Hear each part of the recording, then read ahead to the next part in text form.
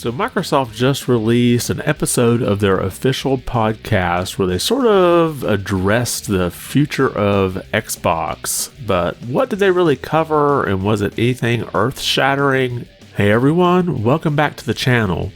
So the podcast is just about 23 minutes long, and they waste no time getting to the question of exclusivity. Now, this is a topic that's been on fire across the gaming social media for about a week now.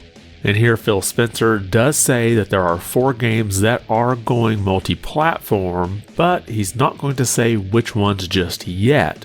He basically said the teams that are working on those games have announcement plans in the near future, so we'll just have to hang on and wait to find out which games are going multi-platform. Now, we've heard that Hi-Fi Rush is going multi-platform, and that seems like a pretty obvious one there. However, he did say that neither Starfield nor the upcoming Indiana Jones game would be multi-platform. He did add that the 4 games that are going multi-platform have been out for over a year. Now, this would match up with the rumors we've been hearing about Hi-Fi Rush, Pentiment, and Sea of Thieves going multi-platform. Now, that's no guarantee that those games will go multi-platform, but it does seem highly likely now. So at least as of now, there's only 4 games that are going multi-platform, and they do warn, if you see them announced, don't think that they're changing their strategy on a whole bunch of games and you're going to see them pretty much everywhere. Now, moving on to the topic of Game Pass, Matt Booty does mention that they know that Game Pass will only be available on Xbox. Now, to clarify that, I'm sure he's just talking about consoles, but there's been all these rumors about Game Pass going to Nintendo Switch or them trying to get it over on PlayStation. Well, it sounds like they kind of accept the fact that Game Pass isn't going to be on other consoles, which is what I've always thought. It doesn't make a whole lot of sense to put your competitor's subscription service on your system and give them access to games that you're trying to sell on your system. Now, Sarah Bond adds to that all of their games will be going into Game Pass on day one, and now with the acquisition of Activision Blizzard, they will be bringing those titles to Game Pass, starting with Diablo 4 on March 28th. And Phil Spencer adds that he knows that gamers play on multiple screens, and so that's sort of what their strategy has been about. They mentioned that they're now one of the largest publishers for not only consoles, but now in the mobile market as well.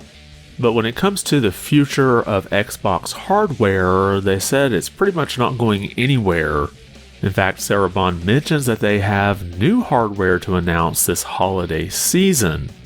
And I'm thinking this may be that Xbox Series X revision that doesn't have the disk drive that we saw leak out from some of those court documents. However, they could surprise us as there's talks about an Xbox handheld sometime in the near future. And then she goes on to add that they are working on the next generation of hardware that is, quote, the largest technical leap you will have ever seen. So they directly address the rumors of Xbox possibly getting out of the hardware business and just going to be a third-party publisher. It doesn't look like that's going to happen, not anytime soon. And then they kind of end with an emphasis on how you can build your library of games and you'll still be able to play that in the future. They kind of equated it to how Windows has backward compatibility to this day, and they wanted to try to do that same thing over on Xbox. And I know how Phil Spencer has made a comment in the past about how they lost the console race back in the PS4 and the Xbox One generation, which really was the generation where people built up their digital libraries. So that's definitely an emphasis for them to try to get more players to recognize that if you buy it over here on Xbox, you're going to be able to play it for the long term because we're not going anywhere. And that was pretty much a summary of most of the highlights of this podcast. Like I said, it's just under 23 minutes, so you can go check it out if you want to. I've got a link in the description below. But let me know your thoughts. Does this sound reasonable with just 4 titles that are going multi-platform? Or do you think maybe it's 4 titles this year and maybe it might be 5 or 6 more the next year?